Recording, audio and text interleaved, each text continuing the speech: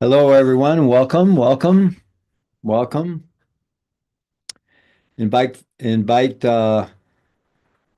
folks to turn on their cameras, if you will, so we can see each other and connect and create a sense of community here. Welcome, welcome, and Happy New Year's to everyone.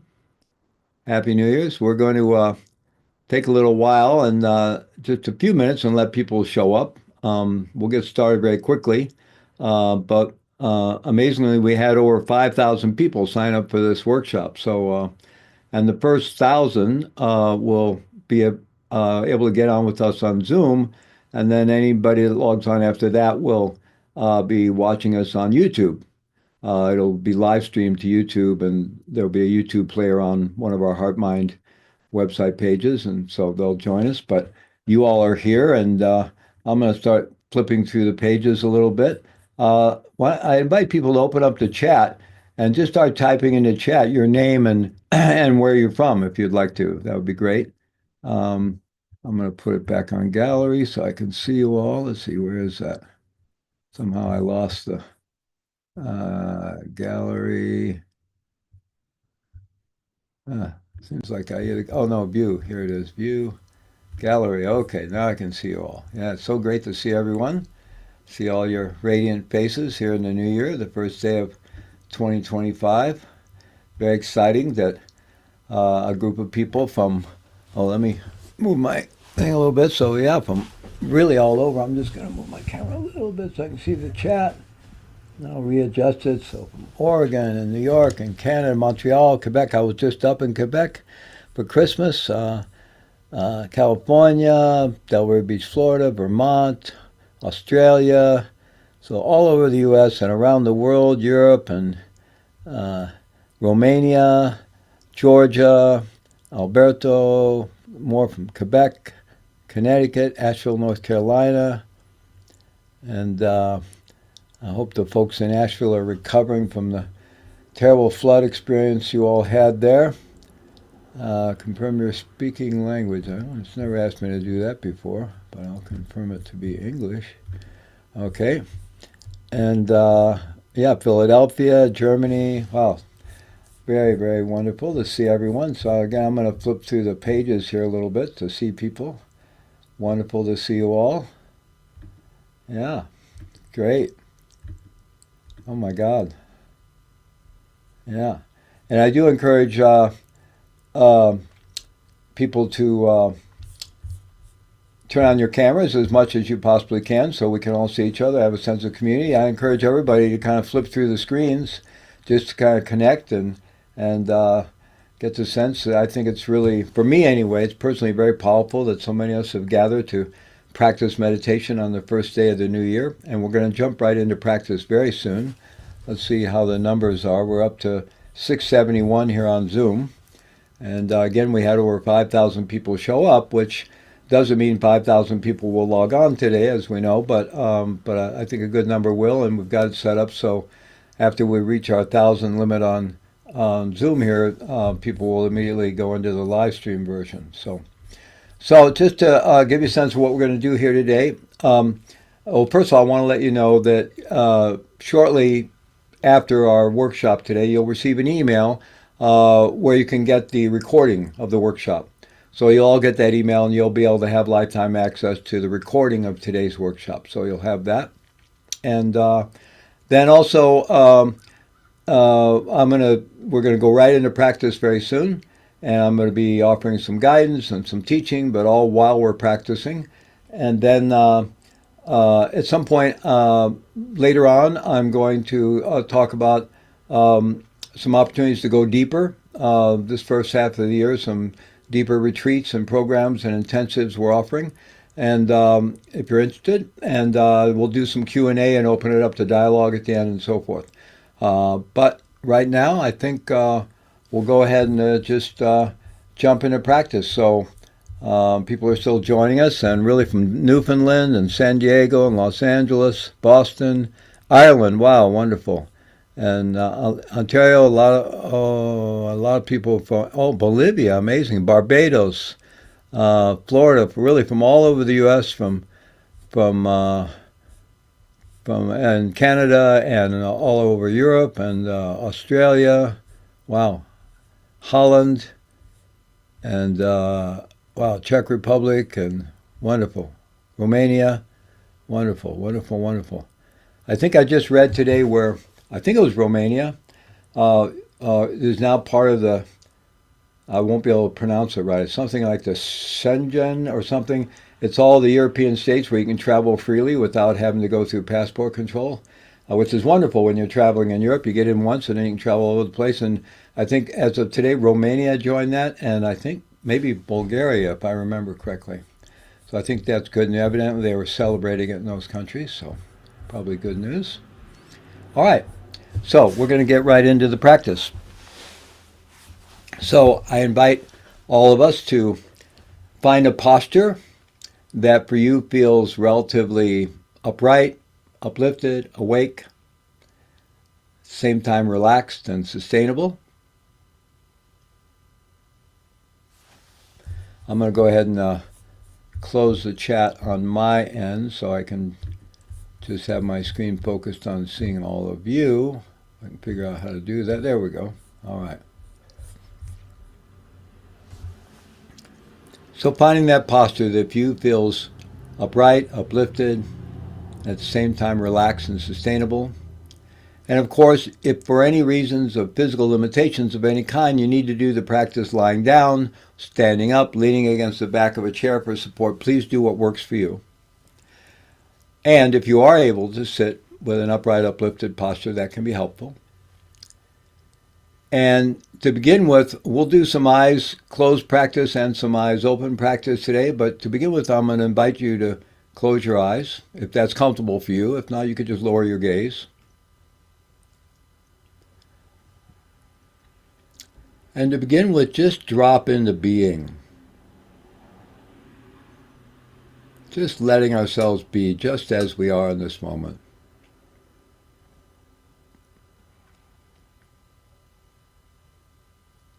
Nothing to do, nowhere to go, nothing to evaluate or compare or judge, just being. Just being. Allowing yourself to breathe, allowing yourself to simply be.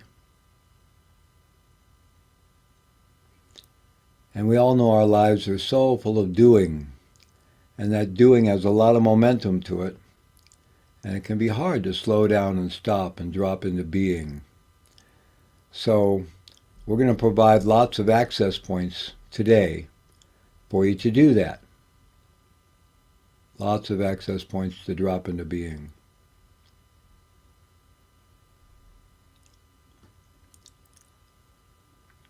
And the first is you're invited to begin sort of dropping into the body. Very often our attention is located up in the head area because we're very visually oriented, auditorially oriented, and we have these very busy minds. So our attention tends to be up here. And so you could intentionally just let your attention drop down through the neck, feeling the neck and throat. Drop down through the shoulders, feeling the shoulders, letting your shoulders relax, letting them drop. Let your attention move through, feeling the upper body, the upper back, upper chest. And letting your attention move down through the back and chest, into the torso. And of course we're feeling the breath with the chest expanding and contracting, and as we go down into the torso, feeling the belly rising and falling. And then continuing to draw your attention down through the waist and the hips and buttocks, feeling your seat, your sit bones, whatever kind of seating arrangement you have.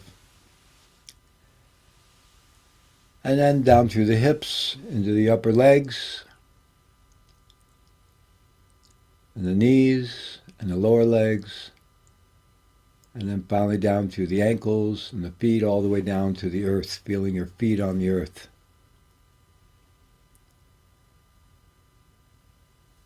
And hopefully in this way beginning to feel more grounded, more present, more in the body.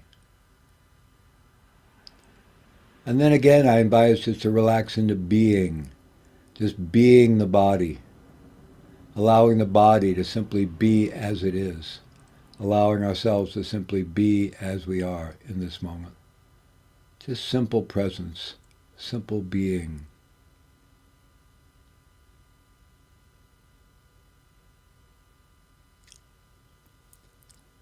And this quality of being and simple presence is really the foundation. This is what we'll come back to again and again today.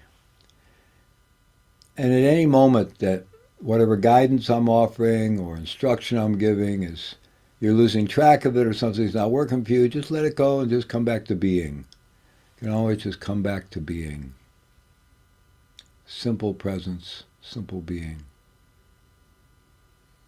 No agenda, nothing to do, nothing to prove, nothing to accomplish, just being.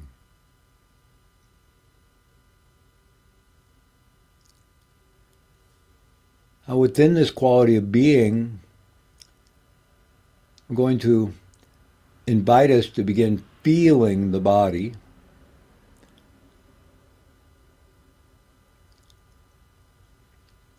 And I want to make a distinction here between what my first teacher called the psychosomatic body, which is, we have a psychosomatic body. It's made up of concepts and images and memory. It's a conceptual body. It's a conceptual overlay on the body. It's not the actual body.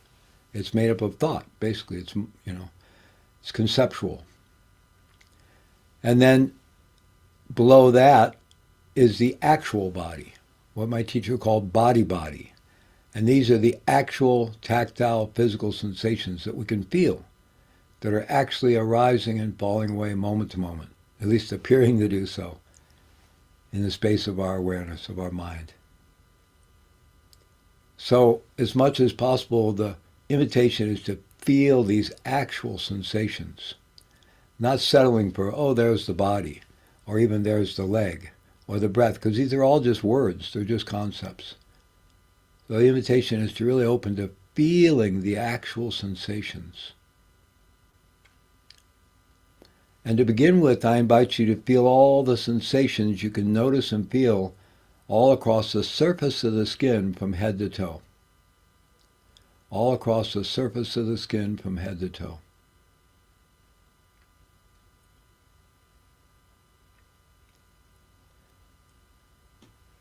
You may initially be drawn to areas that predominate, which could be the contact point between your body and the chair, your feet in the ground. Could be the contact between your clothing and your skin, feeling the weight of your clothing, the texture of your clothing.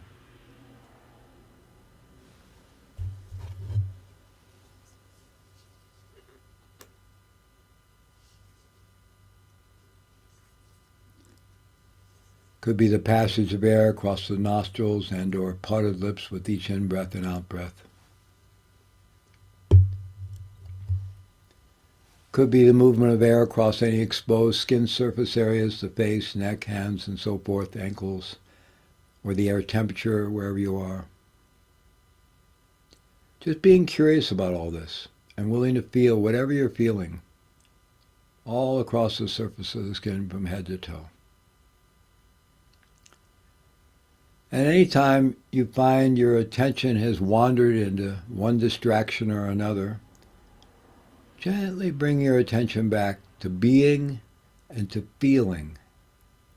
To being and to feeling the body, the actual tactile physical sensations that make up this moment-to-moment lived experience we call body.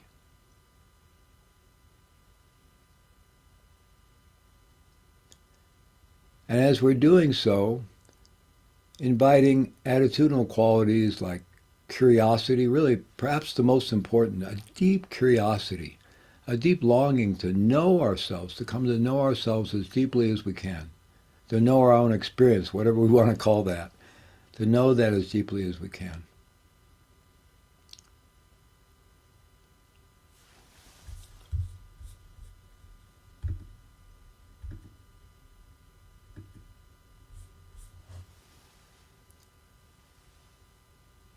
So we can always gently redirect our attention back to feeling the body and to being. And every time we gently redirect our attention, we're strengthening a neural network in the brain, one of the 5 neural networks we're working with today. I'm going to talk about those later, but I'll just reference now that as we're doing this practice, as I'm going to be guiding you, we're going to be working on strengthening the attention network, the self-regulation network, the task positive network that regulates the default mode network, responsible for the noisy part of our brain, the emotion regulation network, and the empathy connection network. And these 5 neural networks, when we strengthen them so that they actually develop more neural connections, more dendrites, and even more neurons in some cases, become stronger and more interconnected, this really produces the neural networking of awakening, healing and awakening. So we'll be working with those as we're going through the practice today. We can talk later about addressing those more specifically in very targeted ways. But for now, just know that we're working with all of those as we practice in this way. Continually coming back to being, just letting ourselves relax into being. And just having a gentle intention to feel whatever we can notice and feel. Again, to begin with, all across the surface of the skin, from head to toe, back, sides, and front, the soles of our feet, our scalp, everything we can feel. And bringing your attention there again and again, we gradually connect the dots on those sensations, and we begin to feel enveloped in a sensate field. Like our body is enveloped and sheathed in a sensate field, which is the contact between our body and the space surrounding us. The boundary, which on some level is boundaryless and incredibly fluid, and on another level, on a physical relative level, there is a boundary there. And we generally assume that space surrounding us to be empty, but actually it's tangible, it's made up of gases and so forth, and we can feel it. So I invite us now to feel enveloped in that space and to regard that space as benevolent. To regard that space as benevolent, which it is. And to feel supported and held by the space, such that we can relax further.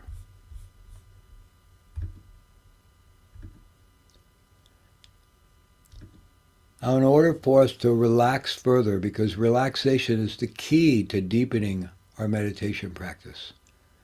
Relaxation and letting go are the keys to deepening our meditation practice and realizing the fruits of meditation, the insights and the liberation and the healing. So I'm going to invite us to do a contemplation now, and to do it while feeling the body, not only these sensations on the surface of the skin, but all the internal sensations within the body, feeling the overall weight and mass of the muscles and bones, feeling all the sensations arising and falling away with each in-breath and out-breath, the contraction and relaxation of the diaphragm muscle, that big dome-shaped muscle separating the thoracic cavity from the abdominal cavity and driving the breath, the primary muscle driving the breath. And also the abdominal muscles and the intercostal muscles between the ribs. So feeling all those sensations with each in-breath and out-breath. Perhaps finding our heartbeat, our pulse. Feeling the overall flow of energy in the body, the flow of life force, nervous energy, the dynamic aliveness of the body. And being willing to feel any areas of discomfort.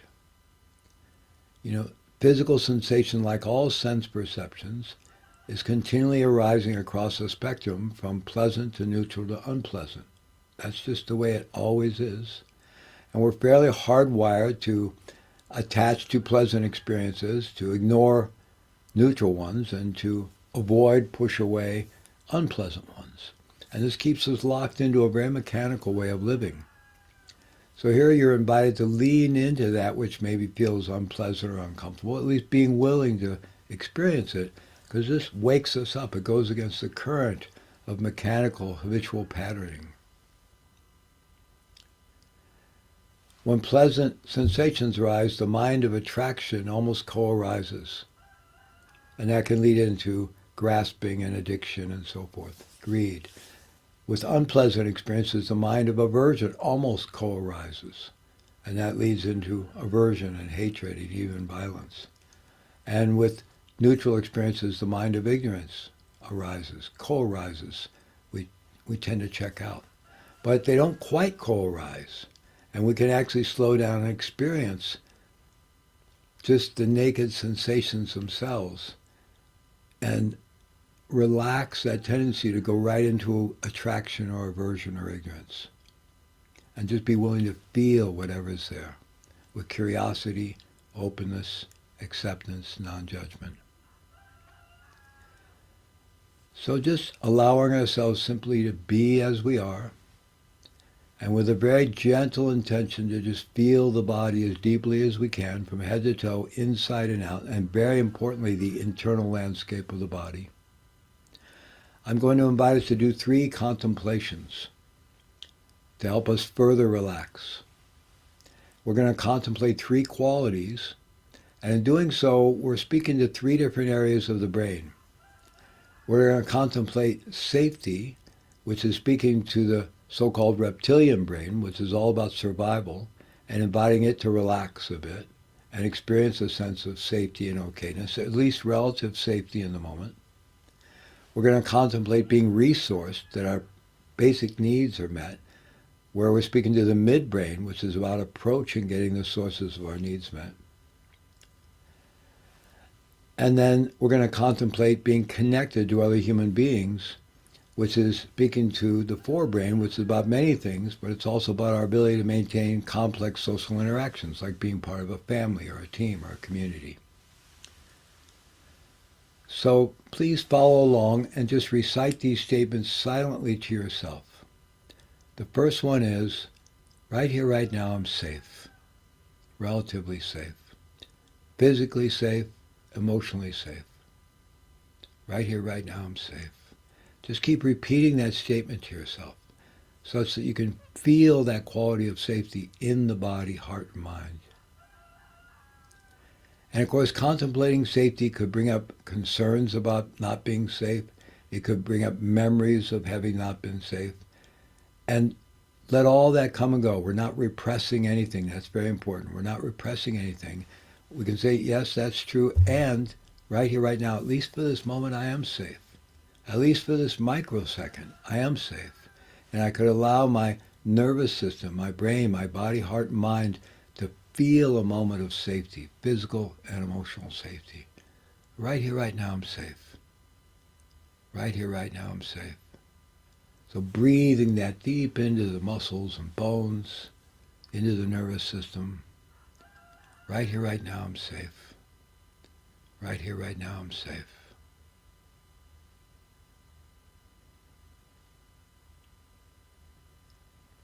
Right here, right now, I'm safe. I'm okay. And any feelings that come up around that, just let them come and go, and just keep redirecting your attention. Here you're exercising the attention network. You're also working with the self-regulation network. Right here, right now, I am safe, at least for this moment. Relatively safe, relatively secure, physically and emotionally. And allowing ourselves to feel that, giving ourselves that moment of respite. Right here, right now, I'm safe, I'm okay. Now, building on that foundation, I invite you to work with the second contemplation, is that right here, right now, I'm resourced. Right here, right now, I'm resourced. I'm safe and I'm resourced. I'm safe and I'm resourced. Right here, right now, I'm resourced. In other words, my basic needs are met. Food, warmth, shelter, facilities, water, Right here, right now, my basic needs are met. So allowing yourself to feel that quality of being resourced. And again, that could bring up fears or memories about not being resourced. And that's fine. Let that come and go and just keep gently redirecting your attention to the fact that right here, right now, we are resourced, at least for the moment. Right here, right now, I'm resourced. Safe and resourced. I'm okay. Right here, right now, I'm safe. Right here, right now, I'm resourced. I'm safe. I'm okay. And really trying to feel that in the body. Feel it in the nervous system. Feel it in the body, heart, and mind. Right here, right now, I'm resourced. Right here, right now, I'm safe and resourced. And then the third contemplation is that right here, right now, I'm connected. Right here, right now, I'm connected. So begin repeating that statement to yourself and bringing into your mind's eye your closest loved ones and friends and partners and family. Right here, right now, I'm connected. We have people in our life. And there are people that have our back and people whose back we have. And it's not perfect. We have all our relationship issues and challenges, but we are connected. We're part of an interdependent web of caring human relationships. And we're connected to each other here in this workshop, on Zoom and through YouTube. We're connected. We're literally connected. We're energetically connected with each other here. So right here, right now, I'm connected. Feel that quality of not being alone and isolated, but rather being connected to other human beings. And especially bringing into your mind's eye your close loved ones, family members, partners, friends. Right here, right now, I'm connected. Right here, right now, I'm connected. And again, that could bring up concerns or memories of feeling isolated or alone. And you can let that come and go. We're not repressing anything. And just redirect your mind to right here, right now. I am connected. On some level, I'm connected with other human beings. Even just right here in this workshop. Right here, right now, I'm connected. So just keep repeating these phrases. Right here, right now, I'm safe. Right here, right now, I'm resourced. Right here, right now, I'm connected. Breathing this into your nervous system.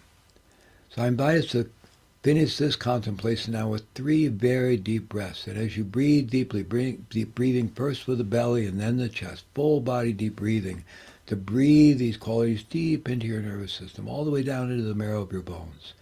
Right here, right now, I'm safe.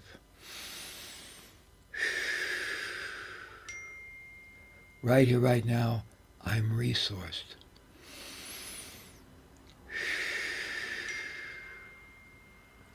Right here, right now, I'm connected. Safe, resourced, and connected. Safe, resourced, and connected. Safe, resourced, and connected. Safe, resourced, and connected. And for those of you who are here on Zoom, I invite you to open your eyes for a minute and look up and just try to make eye contact with somebody on Zoom, smile, and just radiate this quality of safety, being resourced, being connected, and just connect with each other in that way. You can scroll through the pages and just really get a sense that we can create this together. We can create a space of being safe, of being resourced, and being connected. And this is something we can do together, but we can also do it individually. It's a practice you can do anytime, anywhere. We did a fairly elaborate one just now, but you could do it. You could do 30 seconds of safe, 30 seconds of resource, 30 seconds of connected. And in doing so, when we do that practice, we're literally rewiring the brain and we're building more resilient neural networks that will allow us more often than not to feel safe, resourced, and connected. You know, most of the time we are. And I realize most of us live relatively privileged lives compared to many in the world. And there are people and places in the world right now that don't feel safe, resourced, and connected, and that's really painful and sad. It's not going to help them for us to not feel safe, resourced, and connected. We can feel gratitude for feeling safe, resourced, and kind. We could radiate these qualities from our heart out to those who are not currently experiencing that. But most importantly, or very importantly, we need to really connect with our own okayness, our own resilience before we can support anyone else. So just connecting with that quality of being safe, resourced, and connected. And you come back to that practice anytime, anywhere. And if you're by yourself or you're on YouTube and you're by yourself, just take a moment and, smile to yourself internally. Just let a smile come to your lips and feel that sense of being safe, resourced, and connected. Now, I invite us to again close our eyes, if you would. And again, drop into the body. Again, drop into the body.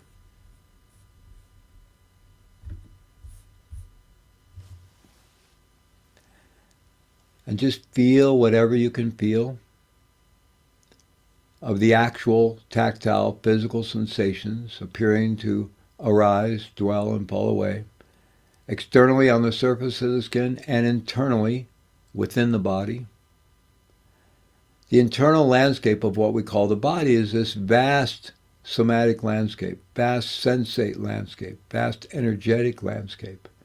And it's limitless. It could be the last great frontier to explore. It really is limitless, the depth at which we can explore it. And to begin with, we're feeling kind of gross, physical sensation. But the deeper we go, we're experiencing very subtle physical sensation.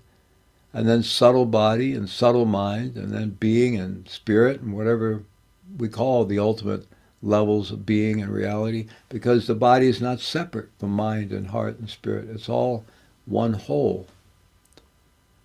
And the body is really a very efficacious anchor for us, because it does take us into the very depths of being, and along the way it grounds us, because the body is very grounding. So we can take anything as the object of our mindfulness awareness practice. We can work with other sense perceptions, sight, sound, smell, and taste. We work with internal visualizations. We can work with thoughts as the object of meditation or awareness itself. There's practices for all these things. But most of these require a very stable mind already, a very stable attention. So taking the body as a vehicle stabilizes our attention. It's facilitating a shift from the noisy part of our brain, the default mode network that's active when we don't direct our attention. It's activating the task positive network, and the mind will begin to quiet down by itself. We don't need to struggle with the mind. It's counterproductive. We're not trying to get rid of thoughts. We just let the thinking mind do whatever it wants. But by feeling the body ever more deeply, we're activating the task positive network, and the mind begins to quiet down, and the attention stabilizes.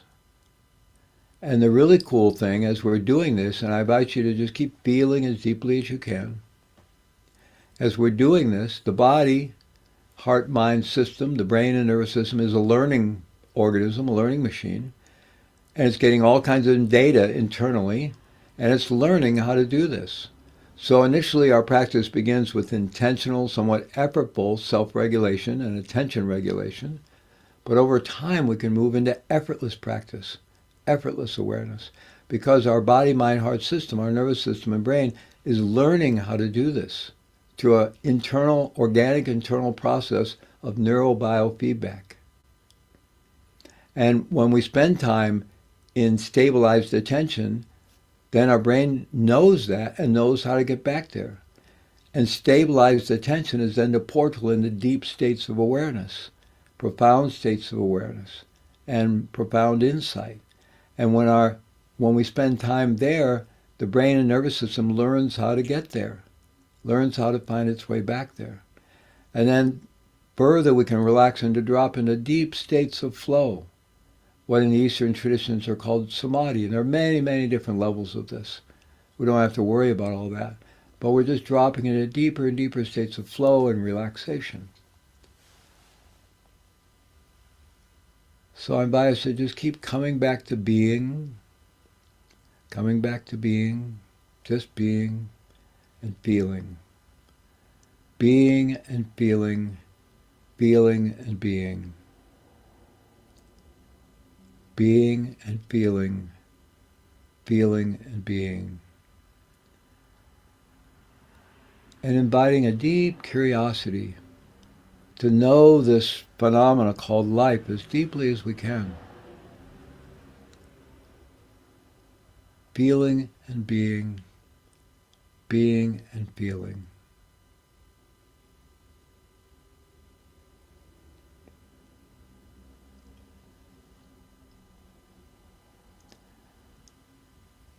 So I invite us to just stay with ever deepening our attention so that we're feeling the body at a deeper and deeper level, all the way down to the bones. You know, our entire body is a living organism, including the bones, all containing neuronal cells connected to the central nervous system. The outer hard white layer of the bones contains neuronal cells, the periosteum. The marrow of the bones contains neuronal cells, as well as the musculature, the connective tissue, the circulatory system, the lymphatic system, all our vital organs, all living, all sensory, and we can feel all of it. It's a limitless internal somatic landscape or universe that we can feel. And we can learn to feel it at subtler and subtler levels, which will refine our attention and refine our awareness and allow us to relax into deeper and deeper states of flow. And as we relax into these deeper states of flow, our nervous system is healing itself, untangling itself. Old traumas are being healed. The nervous system is relaxing and untangling, and old traumas are being healed. Things may surface into our awareness, thoughts or memories. We can just let all that come and go. And just keep coming back to being and feeling. Being and feeling. Feeling and being. Feeling and being. Now, sensations on the surface of the skin travel through a particular set of neural networks that's highly myelinated, which makes them more efficient. It's the coating on the neurons. So we're very sensitive to touch on the surface of the skin. All the internal sensations I've been referencing, which we access through our capacity known as interoception, which is just a fancy word for internal perception, those sensations travel through a different set of neural networks to the brain that's less myelinated, therefore less efficient, and so those sensations tend to be subtler unless there's some form of extreme pain. But generally the internal sensations are subtler, but nonetheless very experientiable. And so as we learn to be with and feel those subtle sensations, that means our mind is becoming subtler. Our awareness is becoming subtler.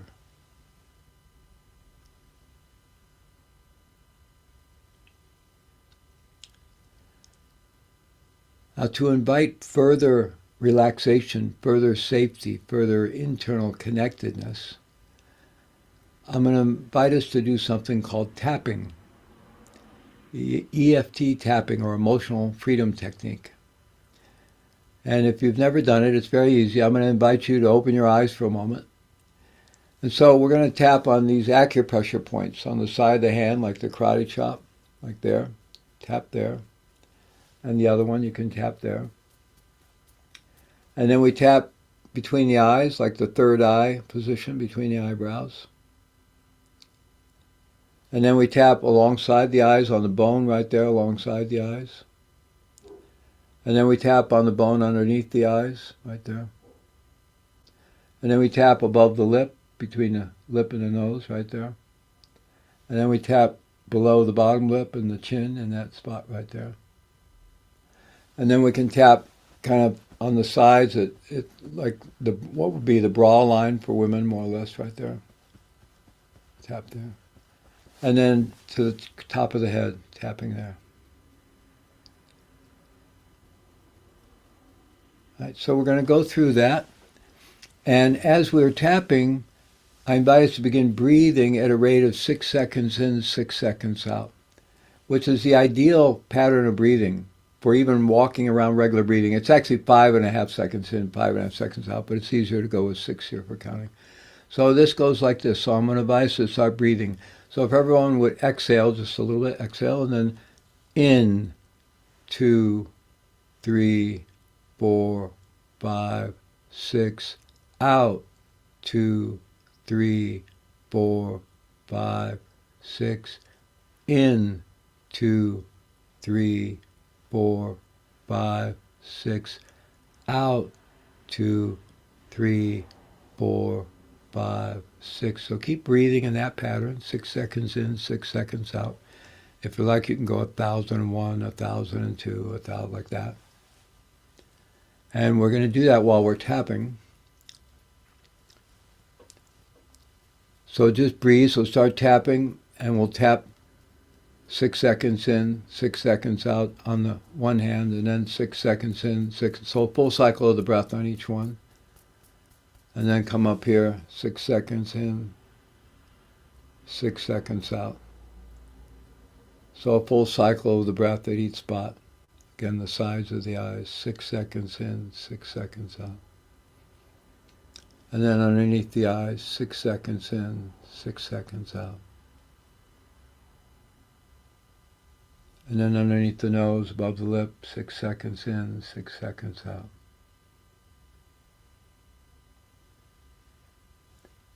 And then above the chin, 6 seconds in, 6 seconds out.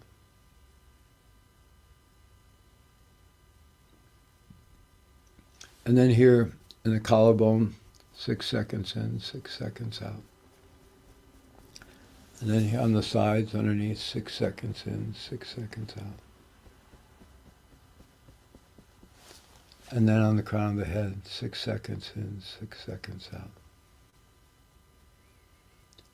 Now continuing to breathe 6 seconds in and 6 seconds out, we're going to replace the counting with some words. So I have 6 words. So I'll start sailing them. You can just watch me tapping and just kind of get in alignment with it, and then close your eyes and do it on your own. So the 6 words are love, healing, forgiveness, gratitude, peace, and bliss. Love, healing, gratitude, forgiveness, peace, and bliss. Love, healing, gratitude, forgiveness, peace, and bliss. Love, healing, gratitude, forgiveness, peace, and bliss. Love, healing, gratitude, forgiveness, peace, and bliss. Love, healing, gratitude, forgiveness, peace, and bliss. Love, healing, gratitude, forgiveness, peace, and bliss. Love, healing, gratitude, forgiveness, peace, and bliss. Love, healing, gratitude, forgiveness,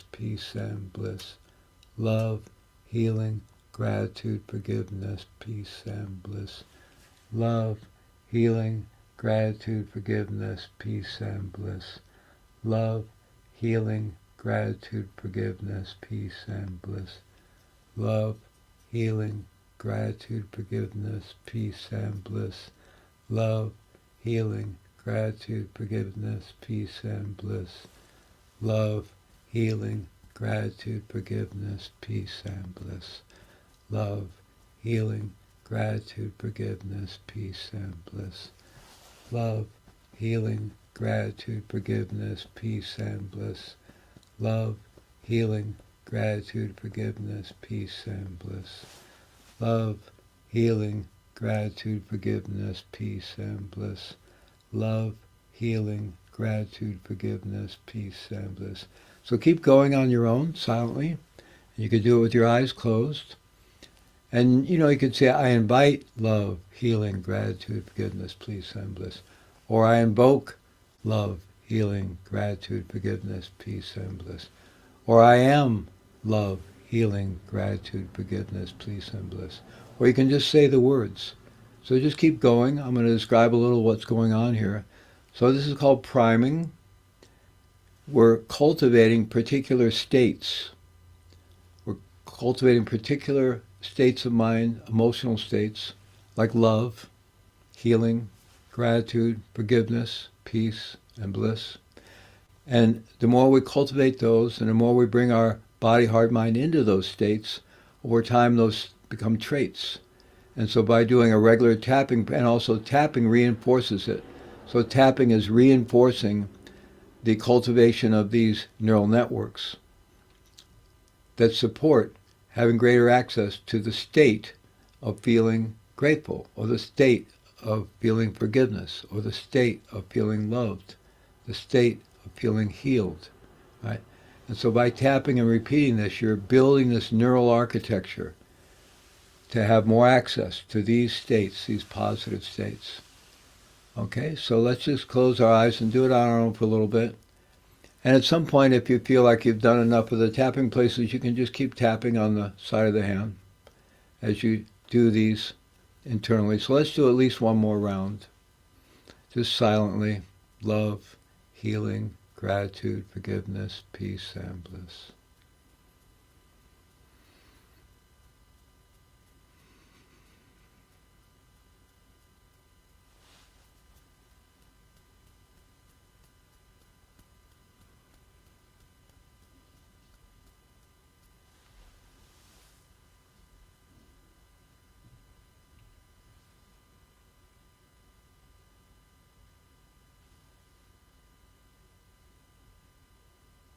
You could allow a slight smile to come to your lips.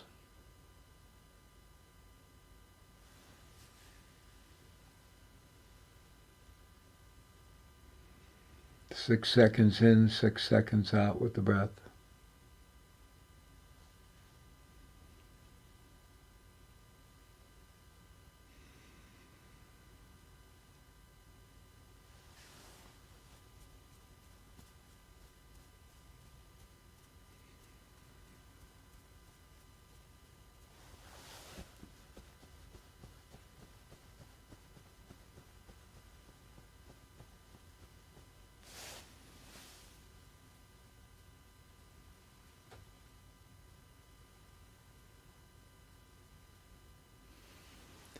And then tapping on the back of the hand, just, here's the edge, and then just right here a little bit. Just continuing to tap. Love, healing, gratitude, forgiveness, peace, and bliss. And then we could reinforce again the safe, resourced, and connected. While we're tapping right here, right now, I'm safe.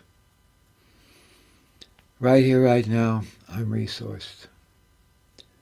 Right here, right now, I'm connected. I have people in my life. Right here, right now, I'm safe. Right here, right now, I'm resourced. Right here, right now, I'm connected. Safe, resourced, and connected. Safe, resourced, and connected. Safe, resourced, and connected.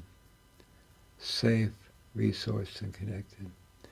And then bringing your hands over your heart and breathing in at the heart center, really feeling like you're breathing in through the heart, breathing in and out through the heart.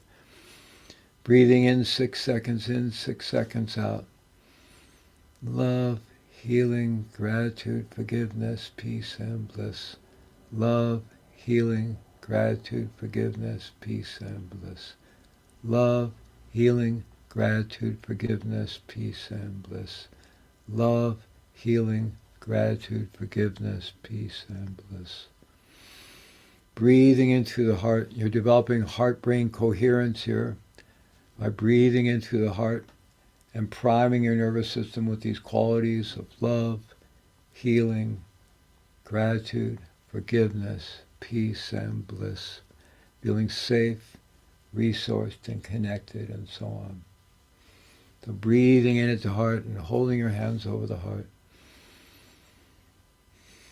Feeling the space inside your feet, feeling the space inside your legs, feeling the space inside your hips, buttocks, feeling the space inside your torso, feeling the space inside your chest and back, feeling the space inside your arms and neck, feeling the space inside your skull, feeling the vast space between the eyes. The vast space between the eyes as you continue to breathe in and out through the heart. Love, healing, gratitude, forgiveness, peace, and bliss. Love, healing, gratitude, forgiveness, peace, and bliss. Now dropping one hand down to your belly One hand on the heart, one hand on the belly. Continue breathing 6 seconds in, 6 seconds out. You can continue with the statements: love, healing, gratitude, forgiveness, peace, and bliss. And on the in-breath, imagining that the life force energy and the energy of these qualities, these statements, is moving from our tailbone all the way up the spine, all the way up through the base of the skull, and then all the way to the crown of the head. And then on the out-breath, it travels down through the front of the body, rests the tongue on the roof of the mouth that connects the circuit there, and it runs down the front of the body through channels all the way back down to the tailbone, to the pelvic floor.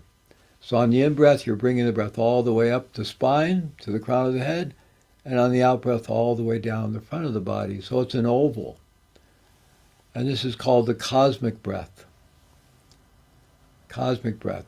And we're further aligning the heart, the microbiome, and the brain. So we're getting the 3 brain coherence, because we have neural networks in all 3 brains. And we're breathing 6 seconds in, 6 seconds out. In breath, we're drawing the energy up from the pelvic floor, up the spine, up through the central channel to the very crown of the head, and then coming down through the third eye chakra, down the front, down through the throat, and all the way down the front of the body, all the way again to the pelvic floor and the coccyx or tailbone. So breathing up and breathing down, it's an orbit, the cosmic orbit. And as you're doing so, with the pattern 6 seconds in and 6 seconds out, you can be also inviting these qualities of love, healing, gratitude, forgiveness, peace, and bliss.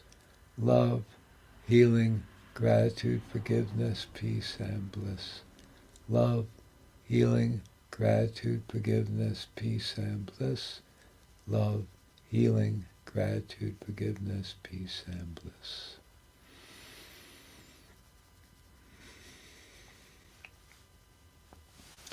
And bringing your hands back to the heart, again breathing in and out through the heart.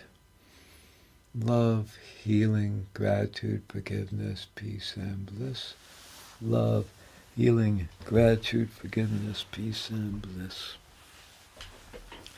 Now, if you have a kind of chair you can lean back in, you could lean back in your chair a little bit.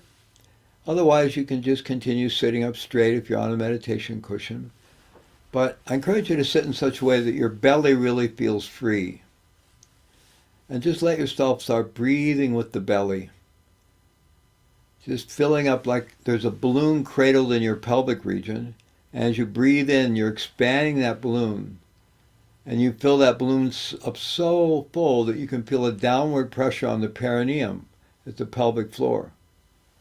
Right? So, and it's like a bellows, right? It's just going like that, like a bellows.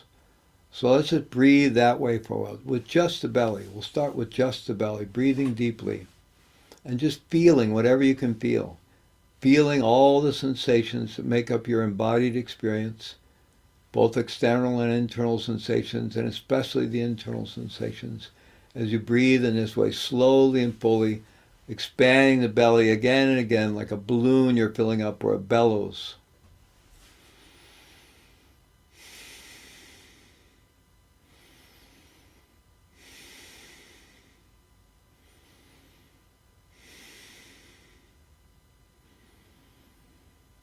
Slowing the breath down, breathing ever more deeply, ever more slowly.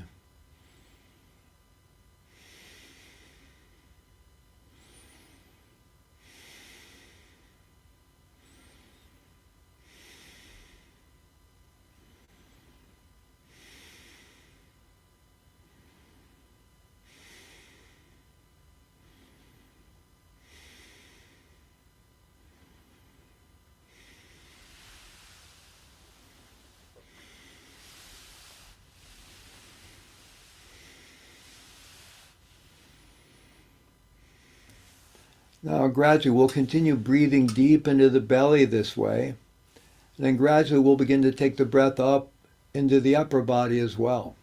So first we fill up that balloon cradled in the pelvic region, completely expanded, so we feel that downward pressure on the perineum. And then we take the breath up through the torso and up into the chest, opening up the chest laterally, vertically, back, front, and sides. Breathing in as deep in the very uppermost part of the lungs so the collarbone rises on the in-breath. And then we just release the breath. We just let the breath flow out of its own accord. Then again, we fill up the belly, then the torso, then the chest, all the way up most part of the lung, and then release the breath. So this is deep, full body breathing. It has an undulating quality to it because first we fill up the breath, the belly, and then the torso, and then the chest.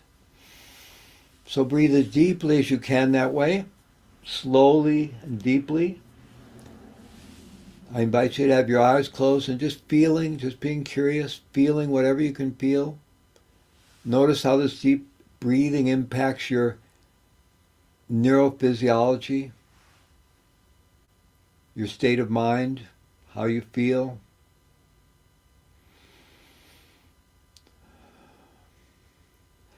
Now I invite us to continue breathing in this deep, full-bodied way, breathing as deeply as we can, as slowly as we can, and breathing in through the nose, and then begin breathing out through pursed lips, sort of like you're whistling. So we're breathing in through the nose, and then out through pursed lips. And you can let it aspirate a little if you want. You don't have to. But in through the nose, out through pursed lips. Deep, full body breathing. So let's just do that in silence for a moment while just being curious about whatever we're feeling, whatever we're experiencing. And if at any point you get lightheaded, just let the breath slow, come back to more to your normal breathing until you feel stable again. So if you feel lightheaded, you can always just stop and then lean in again. But take care of yourself. Direct your own practice.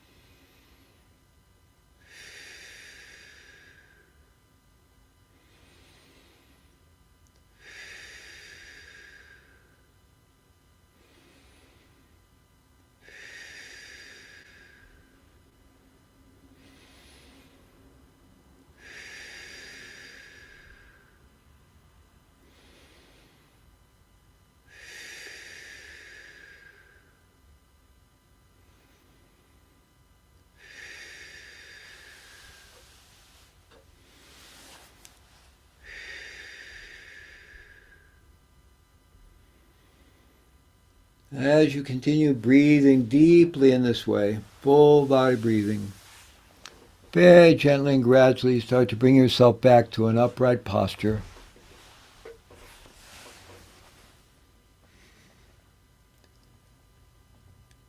And continue breathing slowly and deeply, but begin relaxing any effort.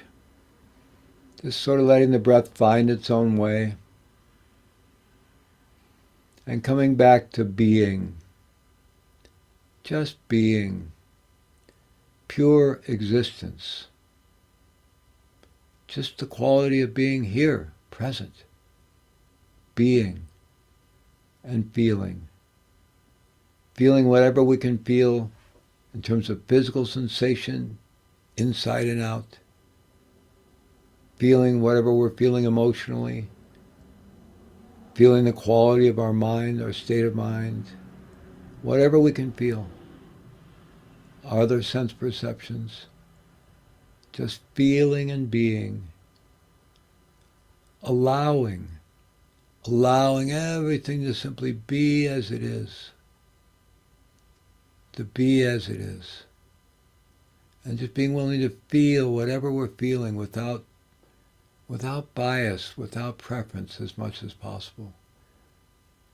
Perhaps we notice our preferences. We prefer the pleasant feelings and so forth. It's all right, but we can relax around that. And just allowing ourselves to feel whatever we're feeling. Being and feeling. Feeling and being. Being and feeling. feeling and being. And letting those two come together. Just being the body, feeling the body. Letting go of any need to stand apart from the body, like some separate self that could be observing or witnessing. And just drop into the body itself. Just being the body, being the breath, being feeling, feeling being, being feeling, feeling being. Letting go further and further. Letting go further and further. And being very curious about that vast internal landscape of sensate experience within the body, all the way down to the bones and including the bones. Feeling the energy of the muscles at rest.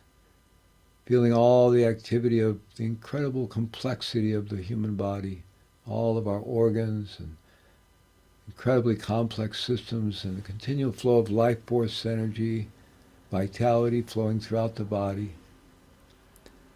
The deeper we feel into the body, the more we're accessing interoceptive awareness. We begin to feel a kind of resonance, a coherence, as our internal systems begin to cohere with each other. We're energetic beings, and we're nested in a larger energetic landscape of reality. And within our own particular energetic landscape, there are many different waveforms. There's the heartbeat at whatever rate. There's the brain waves changing, alpha, beta, delta, gamma. There's the cycle of the breath. And all the internal organs emit energy at their own wavelengths. Every aspect of the body is emitting energy and has different periodic wavelengths.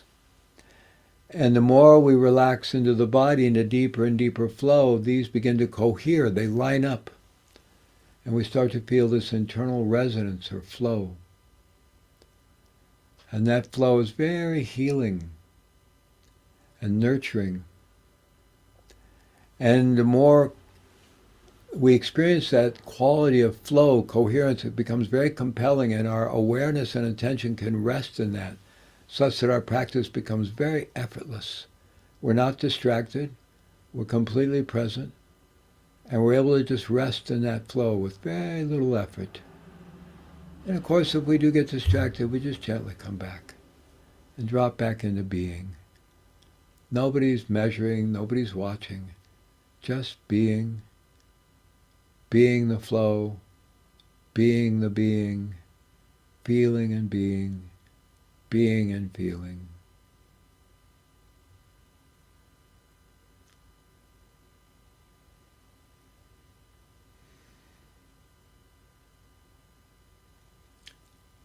Within this quality of deep presence and beingness, within this quality of flow, it's easy to recognize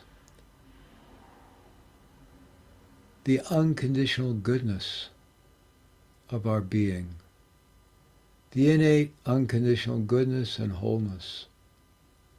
And despite all the lies we've heard our entire life, that's just part of the human condition, we're not broken, we don't need fixing, we're not missing anything. We're completely beautiful and whole and wise. And at the deepest levels of being, everything is perfection. The more we come into the outer levels of reality, things get twisted up and broken, and that's just the way things work. But the more we relax back into the depths, in science terms, we're relaxing into the quantum field. We're relaxing deep into the quantum field, where everything is pure. There are no mistakes. And one way to think about healing is just plugging back into that quantum field. Just like in old computers, we used to have to run a defragmentation program because lots of circuits get broken and so forth. And now computers do that automatically in the background or when you put them to sleep.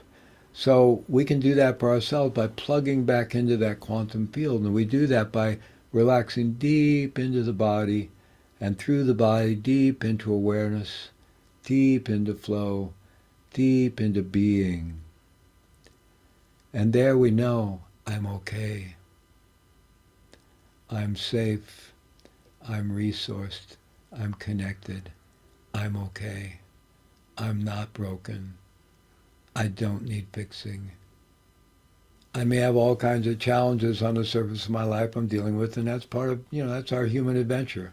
That's what we work with. That's the grist for the mill. But underneath all that is perfection of being, purity of being, unconditional, innate goodness and wholeness. And if we can just keep one toe in that realm, it changes everything about our lives. Just having some connection with that innate, unconditional goodness allows us to relate with the challenges of our life in an entirely new way. Having greater and greater experiential confidence in our own innate, unconditional goodness. What my first teacher called basic goodness. Basic goodness.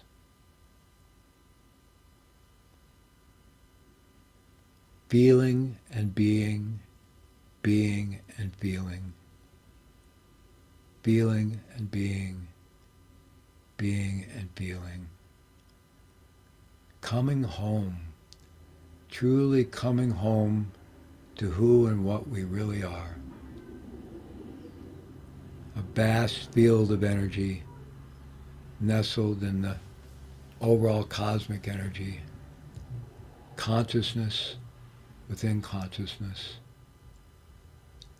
perfection within perfection, the energy of love, the energy of healing, feeling and being and feeling, allowing ourselves to truly come home through the body into being. Gathering all those dispersed strands of our attention back to the body, coming home, and then drop deeper and deeper into the subtle body and the subtle mind and into the depth of being and flow with curiosity, openness, non-judgment, a sense of humor, lightness, self-compassion, self-love, universal love, universal compassion, feeling and being and feeling. So I invite you to very gently, in your own way, in your own time, to open your eyes and reconnect with the room you're in and look at some of the folks online, maybe scroll through some of the pictures and give people a smile, share your beautiful energy with each other, offer your smile and your beautiful radiance to each other in this way. And then we're going to open up the chat. And I invite people just to share something in the chat of what you're feeling, having done this practice for a while, and any insights you've had, any questions you have. I'll try to notice the questions and answer any questions you have. Somebody said regulated. Yes, this is the ground. Self-regulation is the ground of human development. It's job one for being a human being, for being an adult human being. If we aspire to be an adult human being, job one is learning to self-regulate, because then we can follow through on our intentions. We can have integrity. We can keep our word. We can not get emotionally, we can avoid being emotionally hijacked.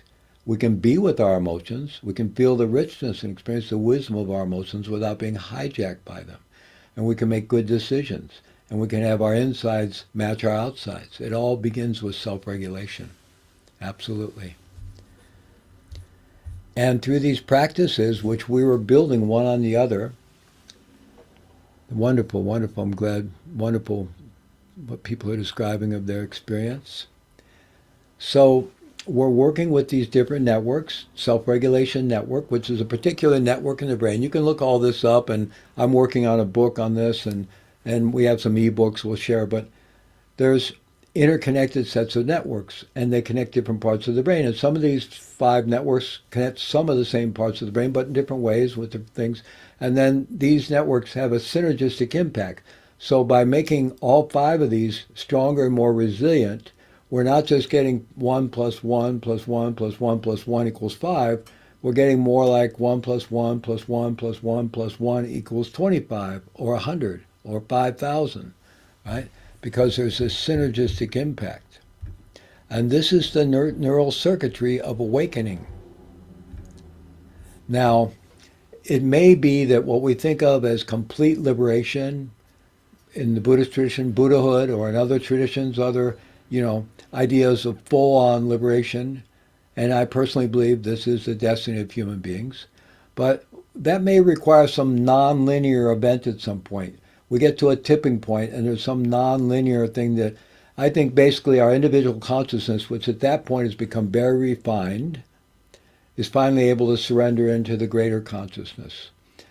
So that may require a tipping point, a nonlinear tipping point, but we can get very close to that by targeting these five neural networks with a suite of body-mind practices from the ancient yogic traditions of Tibet and China and Japan and Korea and India, contemplative Western traditions, and then from current neuroscience and positive psychology. And we can fine tailor a stack. So the idea of stacking, there's habit stacking, how you build a routine by starting with an anchor habit, then you add another one to that, another one to that. I have a stack I do every morning for an hour, and I do that similar to what we were just doing. I do that for an hour, then I have my shower and everything, and then I meet my wife to do my other practice, which is my Tibetan Vajrayana practice, which is another whole stack of practices. The Tibetans they've been doing this for over 1,000 years. It involves visualization and mantra and meditation and presence and awareness and chanting, all kinds of things. So it's another kind of stack. But I do a stack similar to what we're doing. And I built that up one at a time, right? And it becomes a routine that is a positive habit. It's hard for me not to do it at this point. But every now and then I change it up. I add something in, or I make that one shorter, that one longer. I see what happens if I do this one before that one instead of after that one. So I'm always experimenting. And so this idea of stacking, also, if you're ever an audiophile, audiophiles would stack high-end components. They're built to stack like that. Or if you're doing, online work, you have your tech stack, right? Or people into biohacking talk about their supplement stack. Right? Well, in this case, we're talking about our meditation stack or our body-mind practice stack. And you can all experiment. Everything is available to us today. And we know from current neuroscience with great precision that these are the five neural networks that take us towards healing and awakening. And we can consciously build them up. Now, the practices that I was guiding you through, we're working with all five simultaneously. And there are other things you can do. And just practicing basic neurosomatic mindfulness, which is practicing mindfulness awareness meditation in this deeply embodied way, that alone is addressing at least four of them. And interestingly, I say four because it's not directly addressing the empathy connection network, although we're doing that by practicing together here online, right? But interestingly, the more we deepen interoceptive awareness, and strengthen our access to the internal landscape of sensation, which has to do with strengthening the self-regulation, attention, and emotion regulation networks and the task positive network, that also develops our capacity to connect with others. So the same neural networks are involved in our ability. So the more embodied we are, the more easily we can connect with others and create safety and connection with others, right? So just the neurosomatic mindfulness practice alone is doing that. And then you can add other things in if you like the safe resource and connected contemplation, or like tapping. And you can do safe resource and connected while tapping. And if you want to learn more about tapping, I encourage you to check out the Tapping Solution. Wonderful people, colleagues and friends of ours, Nick Ortner and Alex Ortner. Or you can check out Dawson Church and I can't remember what they call it, EFT University or something like that. So if you want to learn tapping, there's resources online to learn more about tapping. And there's lots of other body-mind practices you can be doing. And yoga, stretching, and very importantly, breath work. I think breath work is really the key, and breath work is really toning up our self-regulation network, right? So I do a lot of intense breath work in the morning. I do some Wim Hof style breathing, which is reversing my blood chemistry, and which in itself is healing to the nervous system. Then I do rapid breathing. I do fire breath. Then I do very slow, long breathing. And I do all that until then I sit on the side of my bed and I go into the tapping routine and my gratitude practice. And I have this whole stack that I do for an hour. And it works. You know, by the end of that stack, I'm in basically a very open, grateful state of bliss. And starting my day in this place of complete openness, complete gratitude, really bliss. And my body just feels like it's humming. It's like a fine-tuned motor car, right? And then I can come back to that throughout the day by just remembering. Just do a little breathing for a moment, or do safe, resource, and connected for a moment. Or even just kind of remember the quality of my practice that morning. Or just take a breath. Right? We can come back to it again and again throughout the day. I'm going to give you a practice in a moment that you can do throughout the day to come back to that quality. I call it stop, feel, breathe, and be. Stop, feel, breathe, and be. So, I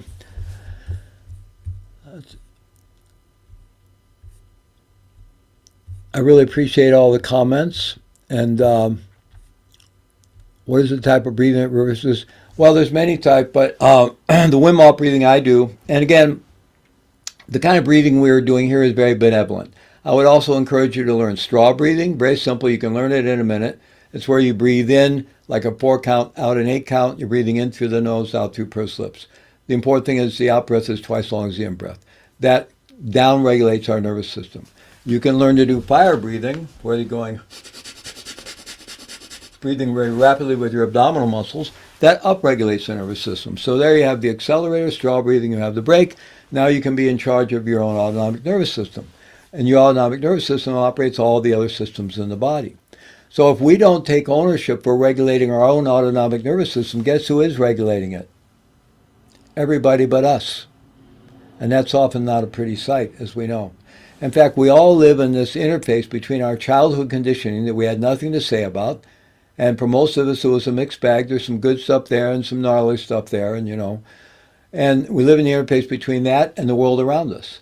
Now, if our childhood was incredibly benevolent, and we lived in a really benevolent world, on what planet I don't know where that would be. I mean, a relatively benevolent. I believe life is ultimately benevolent, but the relative world, if it was completely, there were no challenges, then just kind of being mindlessly in that interface might be okay. But of course, that's not the case for us. Most of our childhoods were not completely benevolent, and the world we live in is full of all kinds of challenges and uncertainties and craziness, as we know. And so we're just in there getting pushed around, living in a state of mechanical reactivity, right? We think we're adult human beings making conscious adult human decisions, but we're just in reaction. We're just in reaction. The same patterns repeating themselves again and again. The same thoughts, the same emotions, the same behaviors, until we wake up. Right? And it begins by taking ownership for regulating our own autonomic nervous system. And straw breathing is a simple tool for do that. Also, box breathing and 4-7-8 breathing. Those are 3. You can learn in a couple of minutes. You can go to the heartmind.co website and look under resources, and right there for free, there's videos of me guiding straw breathing, guiding box breathing, and guiding 4-7-8 breathing, and also doing the safe, resource, and connected. So all 4 of those are for free right there under the resources tab on the heartmind.co website. Right? So I learned those. Now, if you're going to do something more intense like the Wim Hof breathing, you really need to be careful, know what you're doing, never do it anywhere near water. People can have shallow water deaths because they pass out. So never do it anywhere near water. Please really hear that. And then get good guidance. Don't do it on your own. Get good guidance. So having said that, I do a Wim Hof style breathing where I'm doing very deep in breaths and very shallow out breath, and I do 40 of those, and then I stop and hold my breath for usually about a minute and a half. And that shifts my blood chemistry, and so that it's dominated by carbon dioxide. And there's a whole healing thing that happens with that. And I do a lot of other types of intense breath work. I've been learning breath work for many years, so I do a lot of intense breath work. But you can learn this on your own, get good practice. And if you have questions, we can always direct you to good breathwork teachers. And so, so I want to mention a couple, and then yeah, Wim Hof's a bit too intense. He's very intense, yeah, but there are other kinds of intense breath work. There's the holotropic breath work. Now that's about entering expanded states of consciousness. That's a whole other type of breath work, and you have to do that with really good guidance. I have my good friend Michael Stone, who co-produces some summits with us. He has neurodynamic breath work, very safe. He does it online. Anyway, there's a lot of breath work, and you can explore it, but always, be smart about how you find good teachers, and do it with support. Don't do it alone. Okay. So, if there's a gas in the belly, even while experiencing a sensation, could we go ahead and take deep breaths? Yes. In fact, a lot of people these days suffer from IBS, various forms of colitis, Crohn's disease.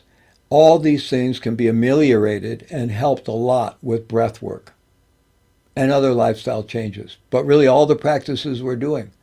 We work with Dr. Ken Boo from UCLA, who has helped people heal diabetes, Crohn's disease, IBS, and other gastrointestinal illnesses through lifestyle changes and breath work being part of it.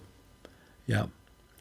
The 5 neural networks I described earlier are the attention network, the self-regulation network, the emotion regulation network, the task positive network, which regulates the default mode network, and the empathy connection network.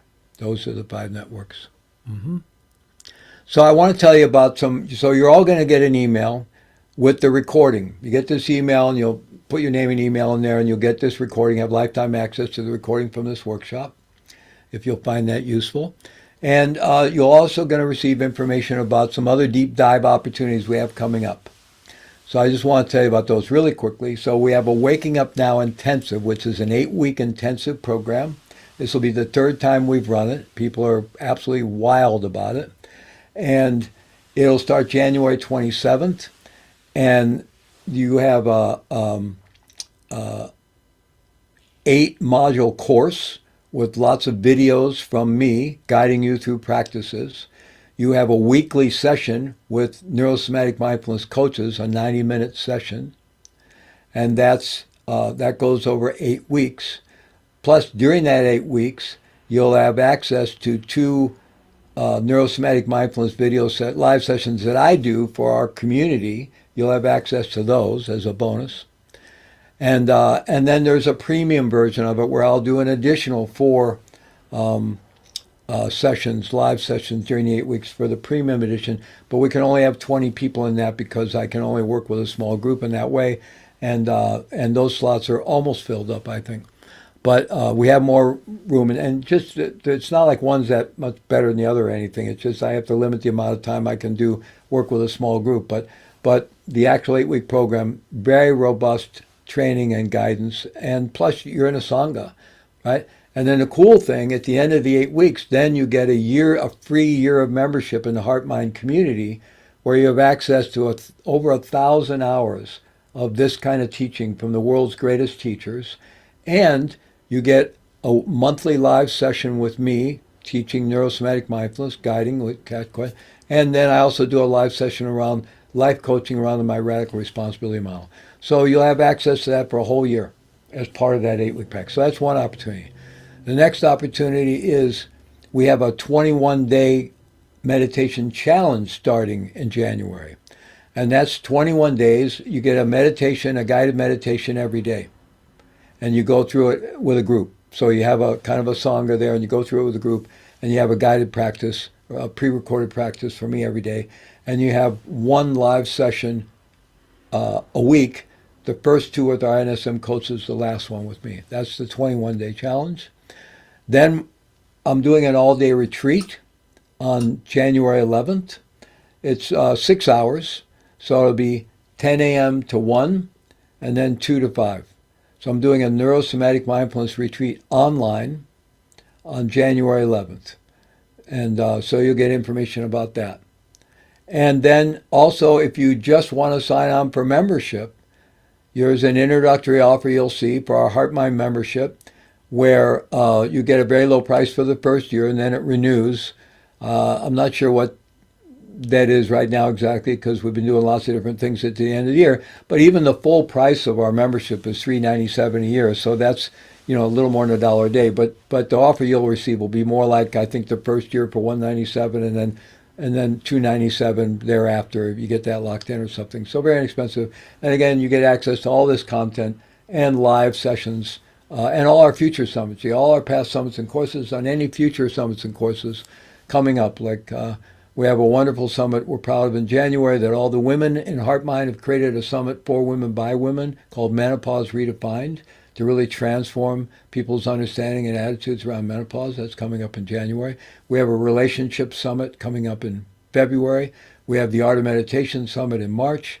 We have an entrepreneurship summit in April. We have rewiring anxiety, fear and anxiety in May. So all those, if you're in the membership, they just keep getting added to your membership for no cost to you.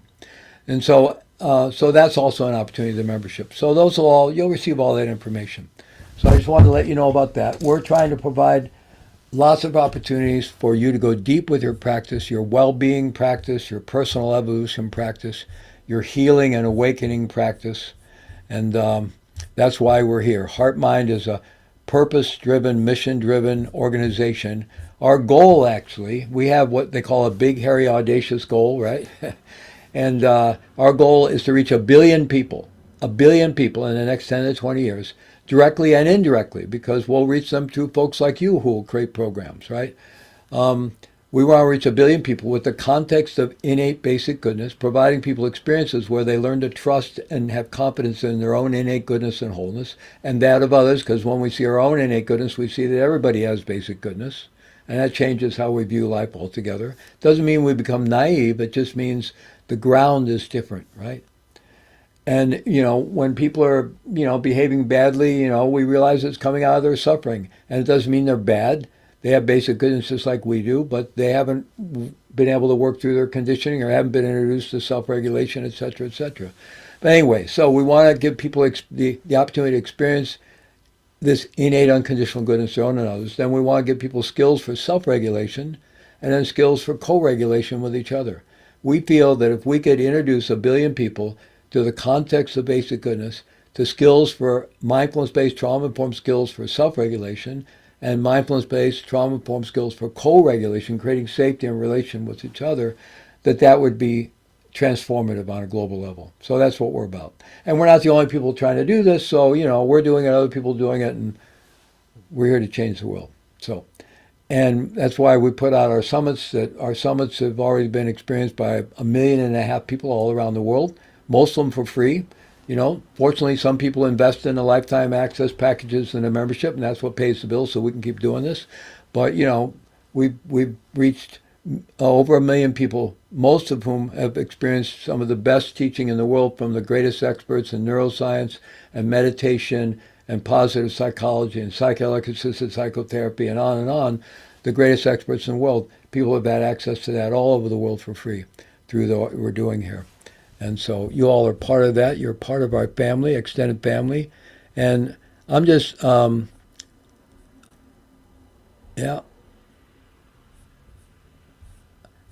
And I'm working on an ebook that'll be out soon on these 5 neural networks. Yeah. My colleague Dawson Church also does a lot with this. He's got a book coming out that'll address similar areas. And I just appreciate you all being here so much. It's just amazing that you all were able to take this time on the first day of the year and to really start the year in a beautiful, beautiful way. It really just makes me extremely happy. I'm just we're just about to the end of our time here. Yeah, just about 1 minute left. So again, scroll through. I'm scrolling through to see you all. Give people a smile, share your energy with each other. Type something into the chat, maybe offer your final blessings to each other for the new year. Let's all support each other. Let's form this kind of greater community, greater sangha, and support each other. And, we can all have a fabulous year. We know there's going to be challenges, for those of us who live in the U.S. and maybe abroad too. I know some of us weren't thrilled about the results of the recent election, but, it's going to be what it's going to be. But we can work with self-regulation and co-regulation and do everything we need to do so we can ride the energy of what's going on in the world and meet the challenges to the best of our ability. And, I personally, I'm an optimist. I'm not a naive optimist, but I'm a realistic optimist. And despite all our challenges, I feel humanity is progressing. We have this problem called climate change to deal with, but I think we're going to figure it out. I'm an optimist, and I believe we are progressing. There's something I looked at recently, something about the good news. Maybe I have it right here. If I have it, I could quickly tell people about it. But I may not have it on this computer. But I'll send it out anyway. It's like 86 things that are going on happen right now. They're just phenomenal. Good news.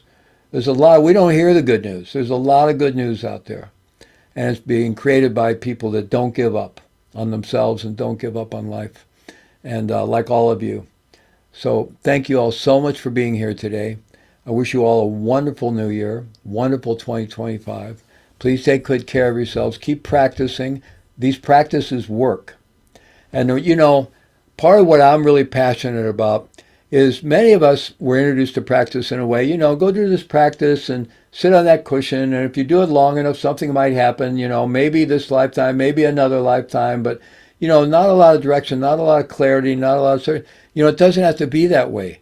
Now we know from the science of the East, which is phenomenal, what the yogis have known for millennia, integrated with current neuroscience, we can specifically target these neural networks and really self-actualize. Maybe that can't, there may be another spiritual leap that takes us into full-blown enlightenment, but we can get so close that people would regard, if you're somebody who's always well-regulated and well-balanced and doesn't experience emotional hijack, who's always present and attentive and relational and open-hearted, right? Whose mind is spacious and clear because the task-positive network has just become, automatic. If you're in this way and you're always open and relational and kind, we think of that as being a pretty enlightened person, right? Well, we can build these capacities and literally reshape our neural architecture to do that. And we can do it by targeting them with specific approaches, deeply embodied, trauma-informed approaches to classic mindfulness awareness meditation, augmented with things like tapping, breath work, maybe Reiki work if people are doing Reiki or whatever, different body-mind disciplines, things from the Taoist tradition, and physical yoga. And, there's so many different practices available to us today. And we can very intelligently create our own body-mind practice stack, and we'll really feel we're progressing. Because a lot of times we practice and sometimes we're not sure if we're getting any better, right? Or we have these emotional eruptions. We go, boy, I'm just as crazy as I've ever been, right? Right? So, we can progress and we can develop a lot more confidence about our progress. So we just need to approach this intelligently and empower ourselves. And but all the information's there, and we're all about providing that to you. So if you're part of our community and you just stay in our email community, just don't unsubscribe, you'll continue to get what we feel is some of the best information available in the world. That's what we're here for, is to get that to you so you can improve the quality of your own life, and in doing so, improve life for all beings. And I think the last thing I'll say is whenever we're sitting down to practice, it's a good thing to think, why am I practicing? Well, yes, I'm practicing to reduce my own suffering, but actually I'm practicing to reduce the suffering of all beings. I'm practicing to liberate all beings. I'm practicing to liberate myself so I can help liberate all beings, right? That makes our practice so much more vast. It makes our mind more vast. And it actually does contribute to the energetic field that is the all beings. So thank you very much. Have a wonderful New Year's Day, a wonderful year. Thank you. Thank you very much. Great to see everybody. Be well. Take good care. Look for that email. You'll get all the information. You'll have this recording. Thank you. Thank you.